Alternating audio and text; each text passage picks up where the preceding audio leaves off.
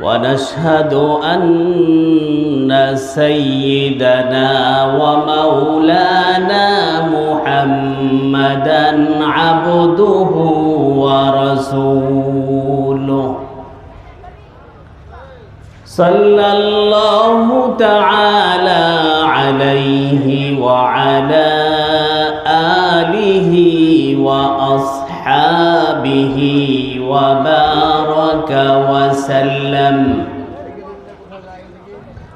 أما بعد فأعوذ بالله من الشيطان الرجيم بسم الله الرحمن الرحيم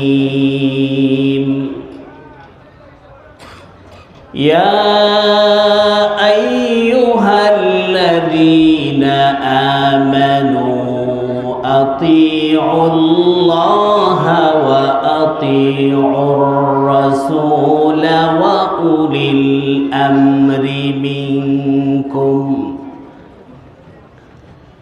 فإن تنازعتم في شيء فردوه إلى الله والرسول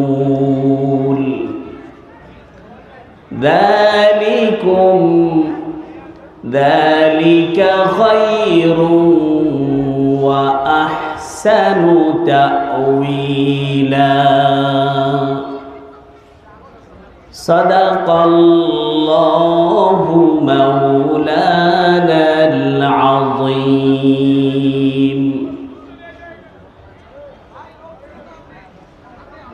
اللهم علمنا ما ينفعنا وانفعنا بما علمتنا وزدنا علما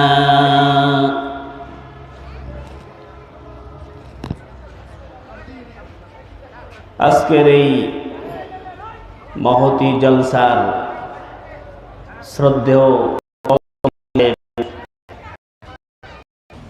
আজকের এই মাহফিলের প্রধান আলোচক আমার উস্তাদ মুহতারাম এবং অত্র এলাকার উলামায়ে কেরাম এবং মুরব্বিয়ানে কেরাম, কচি কাঁচা মাসুম বাচ্চা এবং যুবক ভাইয়েরা, আমি আপনাদের সামনে সূরাতুন নিসা এর 59 নম্বর আয়াত তেলাওয়াত করেছি। আল্লাহ তাআলা যদি তৌফিক দান করেন তাহলে এই আয়াতকে সামনে রেখে সামান্য কিছু কথা আপনাদের খেদমতে আরজ রাখব। তা আমার মনে হয় যারা এখনো মাহফিলে আশপাশে দাঁড়িয়ে আছি, আমার মনে হয় সবাই মাহফিলে বসে যাই, অল্প সময় কথা হবে, সবাই আমলের নিয়তে শুনি। জি ভাই, সাইটে যারা দাঁড়িয়ে আছি তারা সবাই বসে যাই।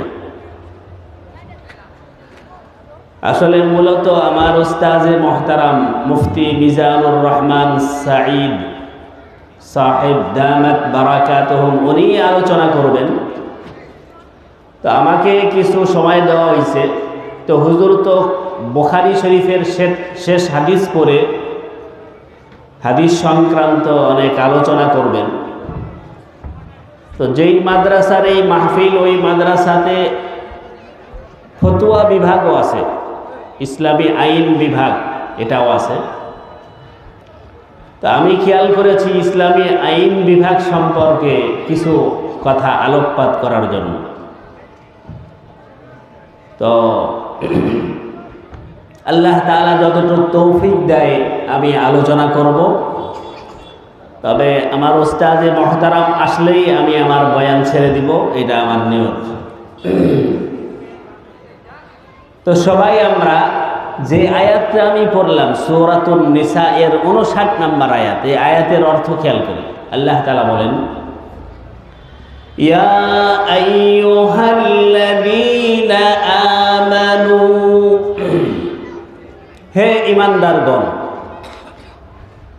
এই ইমানদারগণ বলে আল্লাহ তাআলা কোরআন মাজিদে যত বিধিবিধান বলেছেন, সব বিধিবিধানের সম্পর্ক হলো ইমানের সাথে।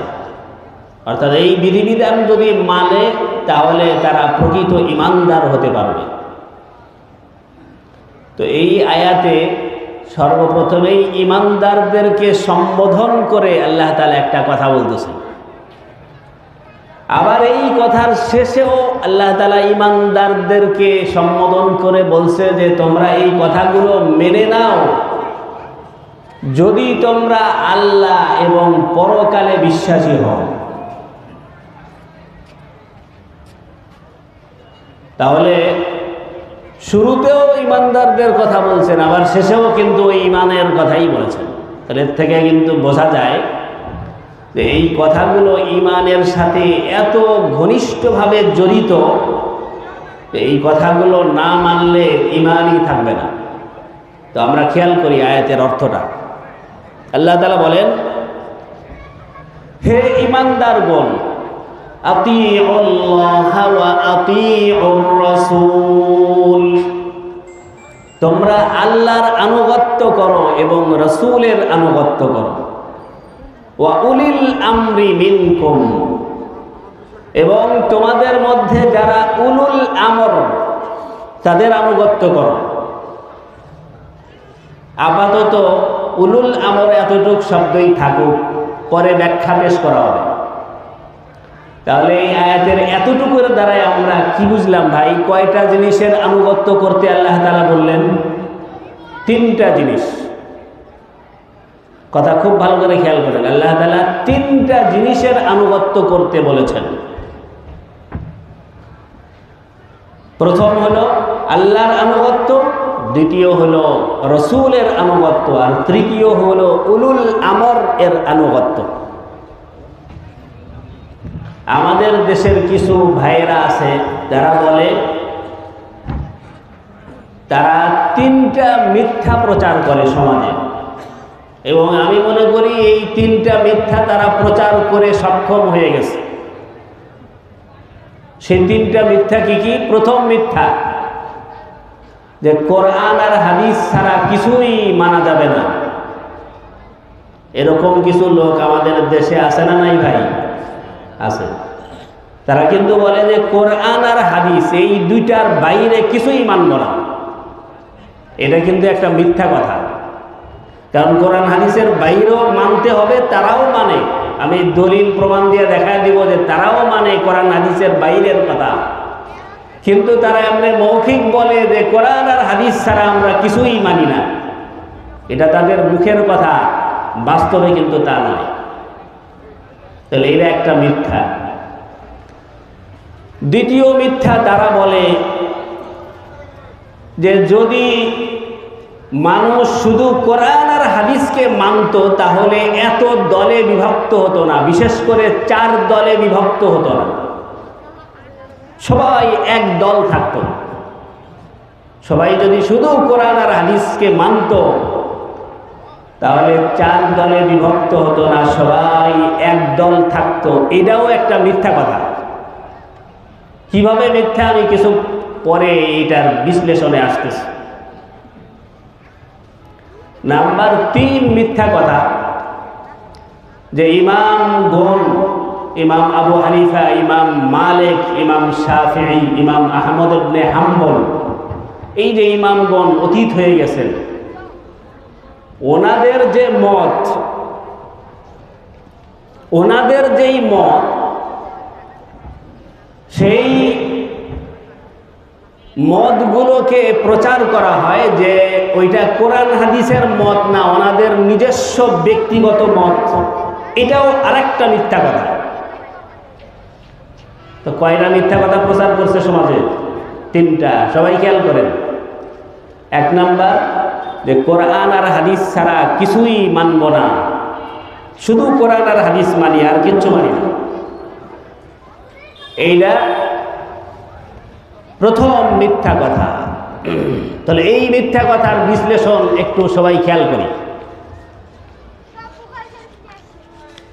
আল্লাহ তাআলা কোরআন মাজিদের এই 59 নম্বর আয়াতে তো 3টা জিনিসের আনুগত্য করতে বললেন। এখন আসেন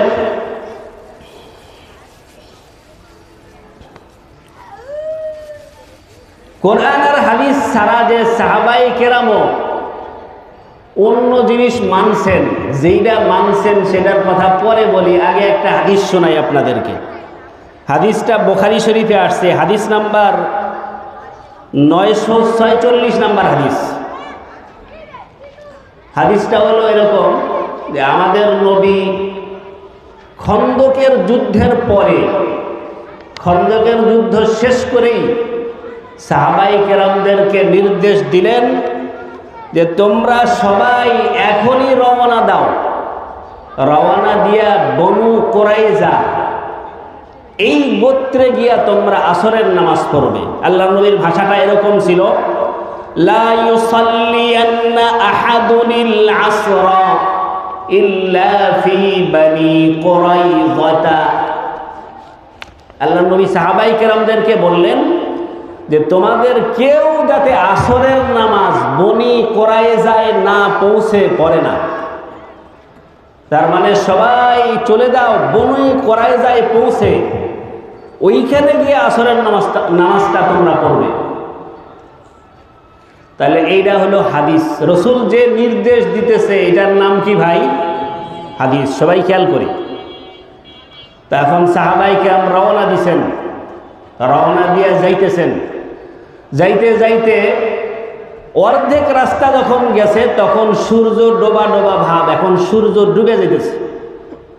তো সাহাবায়ে কেরামের মধ্যে 2 দল হয়ে গেছে। এক দল বলতেছে যে আল্লাহর নবী তো আমাদেরকে বললেন বনু কুরাইজায় পৌঁছে তারপরে আসরের নামাজ পড়ার কথা, তো আমরা ওইটার উপরেই আমল করব, বনি কুরাইজায় পৌঁছেই আমরা আসরের নামাজ পড়ব, এতে সূর্য ডুবে যায় যাক, সমস্যা নাই, আমরা ওখানে গিয়ে আসরের নামাজ পড়ব। আর আরেক দল সাহাবায়ে কেরাম বললেন যে না, আসলে আল্লাহর নবীর এই কথার উদ্দেশ্য এটা ছিল যে তাড়াতাড়ি যাওয়া।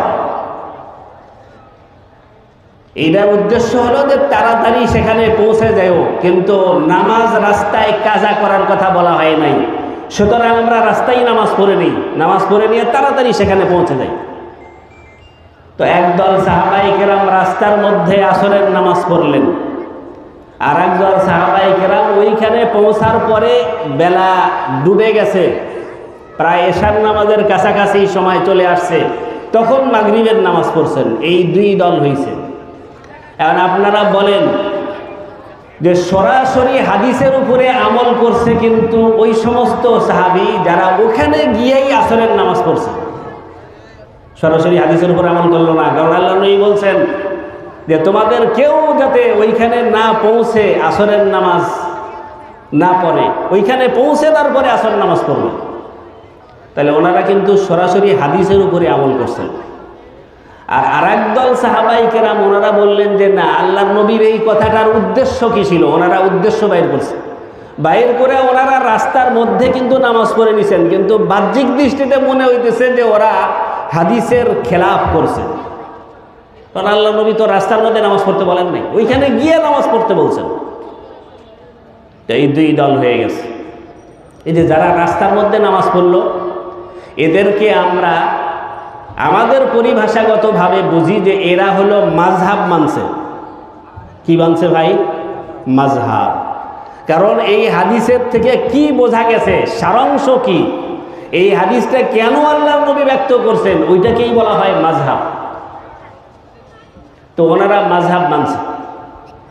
পরবর্তীতে আল্লাহর নবীকে জানায় দেওয়া হলো যে ইয়া রাসূলুল্লাহ, আপনি তো এইরা বলছিলেন, তো আপনার সাহাবীরা তো 2 ভাগ হয়ে গেছে, এক দল এটা করছে আর এক দল এটা করছে। তো হাদিসের মধ্যে আসছে ওয়ালাম ইউআন্নিফ ওয়াহিদাম মিনহুমা, আল্লাহর নবী এই 2 সাহাবীর এই 2 দল যে হইল, এই 2 দলের কোনো দলকেই আল্লাহর নবী কটাক্ষ করেন নাই। মানে আল্লাহর নবী বুঝাইতে চাইছেন যে তোমরা 2 দলই ঠিক আছো, যারা রাস্তায় আসরের নামাজ পড়ছো তারাও ঠিক আছো, যারা রাস্তায় আসরের নামাজ না পড়ে ওইখানে গিয়া নামাজের ওয়াক্ত পার হয়ে গেছে, তারপরে আসরের নামাজ পড়ছো, তারাও ঠিক আছে। জোরে কোন সুবহানাল্লাহ।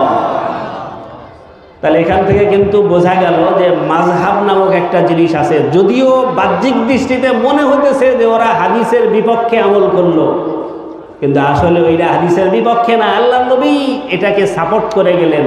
কারণ হাদিসের বিপক্ষে আমল করার কারণে যদি ওইটা খারাপ হতো, তো আল্লাহর নবী ওই দলকে কিন্তু মানে কটাক্ষ করতেন যে তোমরা কেন রাস্তার মধ্যে নামাজ পড়লে, আমি তোমাদেরকে নির্দেশ দিছিলাম সেখানে গিয়ে আসরের নামাজ পড়বে, রাস্তার মধ্যে কেন পড়ছো, এরকম কথা আল্লাহর নবী বলতেন, কিন্তু বলেন নাই। বুঝাইতে পারলাম? তো এইটার নাম হলো মাযহাব, বা এটার নাম হলো কোরআন এবং হাদিসের সারাংশ, যেটাকে বলা হয় মগজ। আপনি দুধ খাবেন, তো দুধের ভিতরের যে ভিটামিন আছে এইটাকে যদি আপনি অস্বীকার করেন, তাহলে অবশ্যই বলতে হবে যে আপনার ব্রেনের মধ্যে সমস্যা আছে। দুধ খাইতেছেন অথচ দুধের ভিটামিনকে অস্বীকার করবেন, এটা হয় না। দুধ খালে ওর ভিটামিনও চলে আসবে আপনার ভিতরে। তো ঠিক তদ্রূপভাবে অনেক হাদিস এমন আছে যেগুলো সরাসরিও আমল করা যায়, আবার সেগুলোর ব্যাখ্যা অনুযায়ী অন্যটার উপরেও আমল করা যায়, ওইটাকেই আমরা মাযহাব বলি। এখন যারা এই মিথ্যা প্রচার করেছে যে এরা কোরআন হাদিস মানে না, এরা হলো ইমাম আবু হানিফার কথা মানে, অথচ ইমাম আবু হানিফা কখনোই বলেন নাই যে আমার কথা মানো। দেখেন, উসুলুল ইফতা নামক একটা কিতাব আছে, ওই কিতাবের মধ্যে আছে যে লা ইয়াহিল্লু লি আহাদিন, ইমাম আবু হানিফা বলতেছেন কারো জন্য বৈধ হবে না যে আই ইফতিয়া বিকাউলিনা হাত্তা ইয়ালামা মিন আইনা কুলনা। ইমাম আবু হানিফা বলেন যে কোনো মুফতির জন্য বৈধ হবে না আমার কথা দ্বারা ফতুয়া দেওয়া, যতক্ষণ না সে এটা জানবে যে আমি যেই মতটা ব্যক্ত করেছি এর দলিল কি, এটার দলিল কোন হাদিস অথবা কোন আয়াত, এইটা না জানা পর্যন্ত ফতুয়া দেওয়া কোনো মুফতির জন্য বৈধ নয়। এরপরে ইমাম আবু হানিফা আরো বলেছেন যে ইদা সাহহাল হাদিসু ফাহুয়া মাযহাবি, যখন কোনো একটা হাদিস সঠিক সাব্যস্ত হবে তো ওইটাই আমার মাযহাব। ইমাম আবু হানিফা বলছেন যে কোনো হাদিস যদি সঠিক সাব্যস্ত হয় তাহলে ওই সঠিক হাদিস যেটা ওইটাই আমার মাযহাব, আমার আলাদা কোনো মাযহাব নাই। এবং আবু হানিফা এটা বলেছেন। এবং আমরা সাধারণত এই দেশে শুনে থাকবো যে ইমাম আবু হানিফার কথা মানা এটা হলো ইমাম আবু হানিফার মাযহাব, কিন্তু এটা একটা সম্পূর্ণ ভুল কথা। কেমনে? আমি আপনাদেরকে হাওলা দিই, এই উসুলুল ইফতা নামক কিতাবে আসছে, ওইখানে আছে যে আন্না আবা ইউসুফ ওয়া মুহাম্মাদান খালাফা আবা হানিফাতা ফি সুলুসাই মাযহাবিহি। দেখেন, ইমাম আবু হানিফার শাগরেদ হলো ইমাম আবু ইউসুফ, আর একজন শাগরেদ হলো ইমাম মুহাম্মদ। তো ইমাম আবু হানিফার নিজস্ব শাগরেদ দুইজন, বড় বড় শাগরেদ, একজনের নাম ইমাম আবু ইউসুফ আর একজনের নাম ইমাম মুহাম্মদ। এনারা দুইজন ইমাম আবু হানিফার মাযহাবের যেই মাসালাগুলো, এগুলোর মধ্যে 2/3 অংশ মাসালায় ওনারা তার ওস্তাদের বিপক্ষে মত ব্যক্ত করেছেন। তাহলে ইমাম আবু হানিফার যে মাযহাব, ওনার নিজস্ব মত হলো মাত্র 1/3 অংশ, আর 2/3 অংশই তার শাগরেদের মত। উনি এটা মেনে নিছেন যে না, আমার শাগরেদদের কথা সঠিক, কারণ তার শাগরেদদের কথাটা দেখা গেছে যে কোরআন এবং হাদিসের বেশি অনুযায়ী এবং বেশি মুআফিক। এজন্য ইমাম আবু হানিফা বলছেন যে ঠিক আছে, তাহলে শাগরেদদের কথাটাই সঠিক। তাহলে মাযহাব কিন্তু ইমাম আবু হানিফার, অথচ সেই মাযহাবের ফয়সালা হতেছে ইমাম আবু ইউসুফের মত অনুযায়ী অথবা ইমাম মুহাম্মদের মত অনুযায়ী অধিকাংশ ক্ষেত্রে। কেন? কারণ ওই যে ওনাদের মতটা কোরআন এবং হাদিসের বেশি মিল বোঝা যাইতেছে বাহ্যিক দৃষ্টিতে, এই জন্য। তাহলে এখান থেকে কিন্তু স্পষ্ট হয়ে গেল যে আমাদের দেশে যেই প্রোপাগান্ডা ছড়ানো হয় যে এরা এই হানাফি মাযহাবের লোকেরা কোরআন হাদিস বাদ দিয়া ইমাম আবু হানিফার কথা মানে, তাহলে এইটা কিন্তু একটা বিশেষ বড় ধরনের মিথ্যা কথা। কারণ আমরা কেউ ইমাম আবু হানিফার কথা মানি না। হ্যাঁ, ইমাম আবু হানিফার ব্যাখ্যা অনুযায়ী আমরা কোরআন হাদিস মানি। এক কথা হলো তার ব্যাখ্যা অনুযায়ী কেন কোরআন হাদিস মানব, এইটা বোঝার জন্য আরেকটা হাদিস আমরা খেয়াল করি। এই হাদিসটা আসছে আবু দাউদ শরীফ, হাদিস নাম্বার 334 নাম্বার হাদিস, আবু দাউদ শরীফ। এখানে আছে হযরত, এই হাদিসের বর্ণনাকারী হযরত আমর ইবনুল আস রাদিয়াল্লাহু আনহু। তিনি একবার গজওয়াতুজ জাতিস সালাসিল নামক একটা যুদ্ধ হয়েছিল। সেই যুদ্ধে হযরত রাসূলুল্লাহ সাল্লাল্লাহু আলাইহি সাল্লাম ওই আমর ইবনুল আসকে সেনা প্রধান বানিয়ে পাঠিয়ে দিয়েছিলেন। তো হযরত আমর ইবনুল আস ওই যুদ্ধ করার জন্য ওই এলাকায় গেছেন। তো ওই এলাকা ছিল প্রচণ্ড শীতের এলাকা। তো ওই এলাকায় গিয়া রাত্রিতে ওনারা সবাই ঘুমাইছেন। তো যিনি আমির, রাত্রিবেলা এই শীতের রাত্রে ওনার হঠাৎ স্বপ্নদোষ হয়ে গেছে, রাত্রিবেলায় স্বপ্নদোষ হয়ে গেছে। তো ওই এলাকায় এত বেশি শীত যে পানিটা বরফের কাছাকাছি, প্রায় বরফ বরফ হয়ে গেছে এই অবস্থা শীতের। তো তখন তিনি চিন্তা করলেন যে যদি আমি এখন স্বপ্নদোষের এই অবস্থা দূর করতে চাই আর এজন্য যদি আমি গোসল করি তাহলে হয়তো আমি মারাই যাব, এত শীত এই এলাকায়। তাহলে কী করা যায়? তখন উনি তাইমুম করছেন। তাইমুম করে উনি ইমামতি করে নামাজ পড়াই দিয়েছেন। তাইমুম করে কি করে নামাজ পড়াই দিয়েছে ভাই? ইমামতি করে নামাজ পড়াইছে। তো ওনার সাথীরা এই মাসলাটাকে তাদের মনোপ্রত হয় নাই। পরবর্তীতে ওই সফর শেষ করে যখন আল্লাহর নবীর কাছে আসছে মদিনায়, তো কিছু কিছু সাথী তার বিরুদ্ধে আল্লাহর নবীর কাছে বিচার দিছে, ইয়া রাসূলুল্লাহ, আপনি আমাদেরকে এমন এক লোককে আমির বানিয়ে দিয়েছিলেন, সে তো এই সফরে স্বপ্নদোষ হওয়ার পরেও সেখানে পানি ছিল, কোনো সমস্যা ছিল না, পানির কোনো অভাব ছিল না, ঘাটতি ছিল না, আর সে অসুস্থও ছিল না, অথচ সে তায়াম্মুম করে আমাদের ইমামতি করে নামাজ পড়াইছে। ইয়া রাসূলুল্লাহ, এই নামাজ কি হয়েছে? তখন আল্লাহর নবী বললেন যে ওকে ডাক দাও। তো আমর ইবনুল আসকে ডেকে আনা হলো। এই আবু দাউদ শরীফে এই হাদিসটা কিন্তু আছে। তো আল্লাহর নবী তাকে ডাকলেন। আমর ইবনুল আস সামনে এসে বসছেন। বসলে আল্লাহর নবী জিজ্ঞাসা করতেছে, ইয়া আমরু আসাল্লাইতা বিআসহাবিকা ওয়া আনতা জুনুবুন? হে আমর, তুমি তোমার সাথী সঙ্গীদেরকে নিয়ে ইমামতি করছো অথচ তোমার স্বপ্নদোষ হয়েছিল, এটা কিভাবে করলে? জটিল প্রশ্ন করছে। কারণ হযরতে আমর ইবনুল আস কত সুন্দর উত্তর দিছে দেখেন। এই উত্তর যেটা দিছে ওইটার নামই হলো ফিকহ, ওইটার নামই মাযহাব। কি উত্তর দিছে দেখেন। হযরতে আমর ইবনুল আস বললেন যে ইয়া রাসূলুল্লাহ, সামি'তুল্লাহা ইয়াকুল, ইয়া রাসূলুল্লাহ, আমি তো আল্লাহ তাআলাকে বলতে শুনেছি, আল্লাহ তাআলা কোরআন মাজিদে বলছেন, ওয়ালা তাকতুলু আনফুসাকুম ইন্নাল্লাহা কানা বিকুম রহিমা। আল্লাহ তাআলা বলছেন কোরআন মাজিদে যে তোমরা নিজেদেরকে ধ্বংস করে ফেলো না, নিজেদেরকে হত্যা করো না। কোনো বিধিবিধান পালন করতে গিয়ে নিজেদেরকে হত্যা করে ফেলো না। ইন্নাল্লাহা কানা বিকুম রহিমা, নিশ্চয় আল্লাহ তাআলা তোমাদের ব্যাপারে দয়াবান, দয়ালু।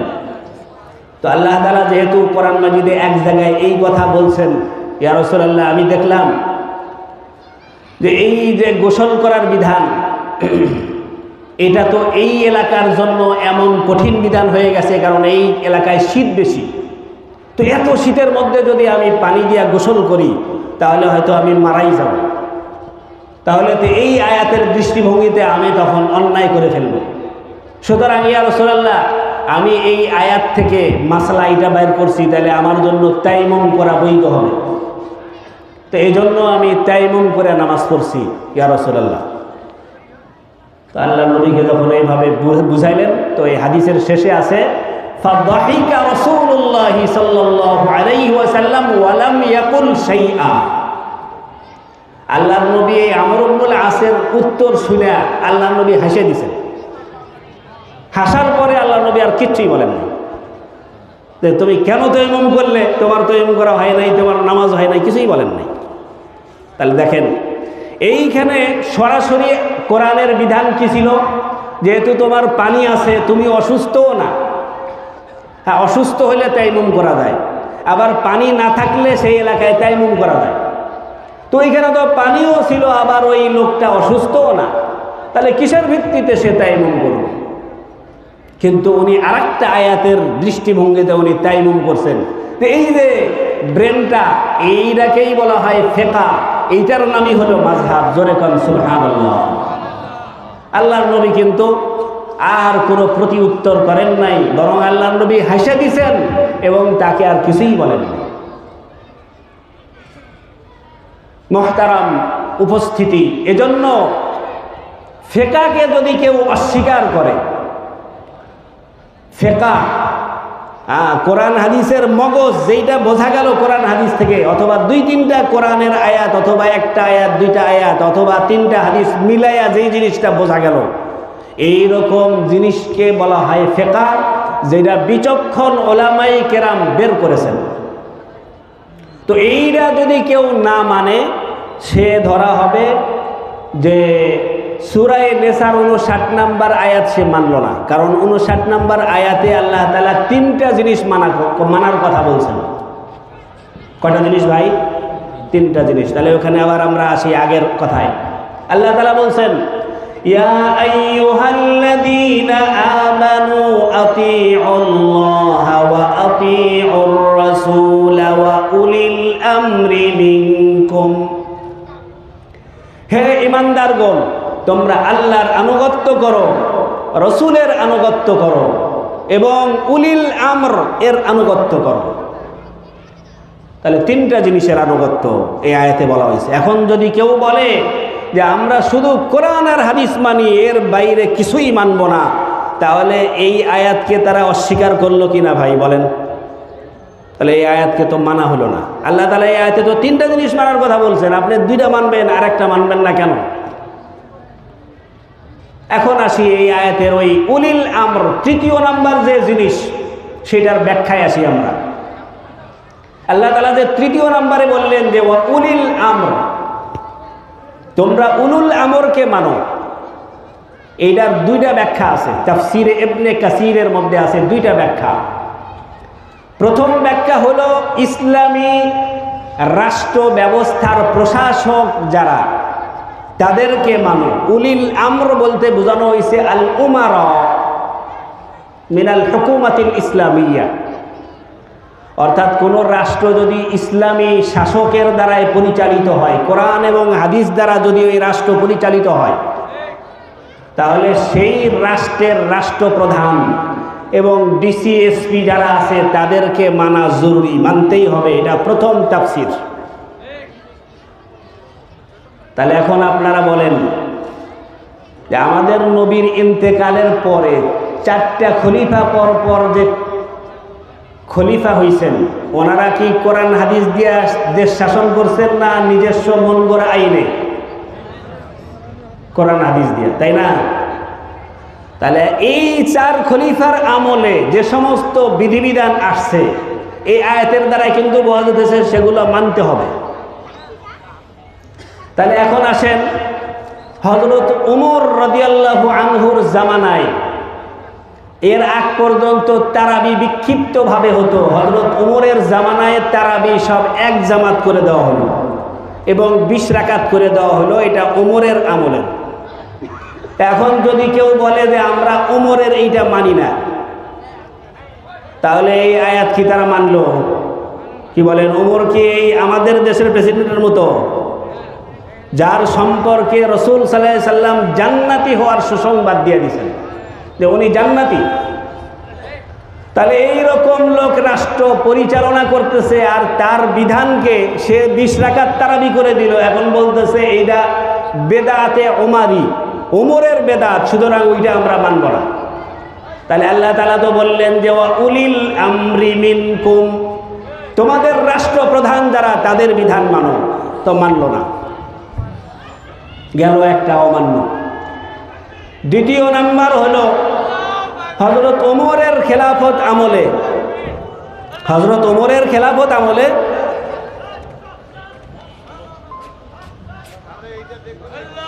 তিন তালাক, হযরত ওমরের খেলাফত আমলে 3 তালাক দিলে 3 তালাকই হবে।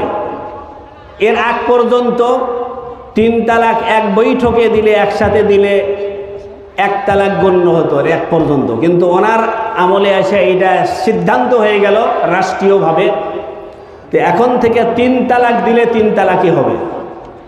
কি বলেন, ওই দল কি ওইটা মানে না? তাহলে এই আয়াত কিভাবে মানলো তারা?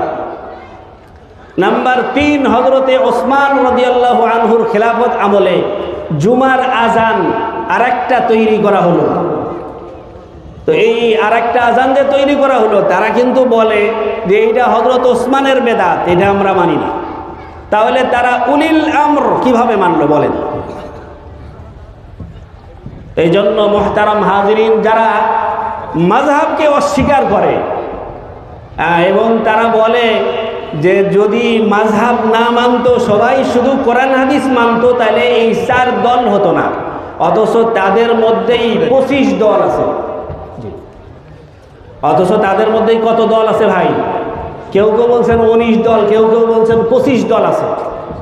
তাহলে এই এক দলই 25 দল হলো, অথচ আমাদের তো মাত্র 4 দল, 4 মাযহাব। এই জন্য মুহতারাম হাজিরিন, যারা এরকম উল্টাপাল্টা বক্তব্য দেয়, আসলে এই যে আহলে হাদিস, এটাই কিন্তু আলাদা একটা মাযহাব। যদিও তারা বলতেছে আমরা মাযহাব মানি না, কোরআন হাদিস মানি, কিন্তু আসলে তারাও আলাদা একটা মাযহাব মানে। আল্লাহ তাআলা আমাদের সকলকেই এই সমস্ত কথা বোঝার এবং এই মর্মে আমল করার তৌফিক দান করেন। ওয়া আখিরু দাওয়ানা আলহামদুলিল্লাহি রাব্বিল আলামিন। আসসালামু আলাইকুম ওয়া রাহমাতুল্লাহি ওয়া বারাকাতুহু।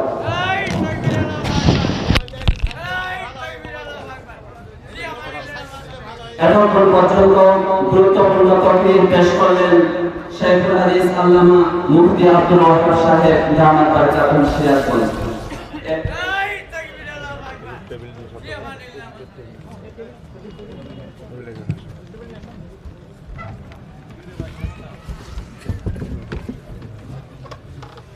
মাইক আসবে এখানে? জি মাইকটা সামনে দেন, এটা একটু পিছনে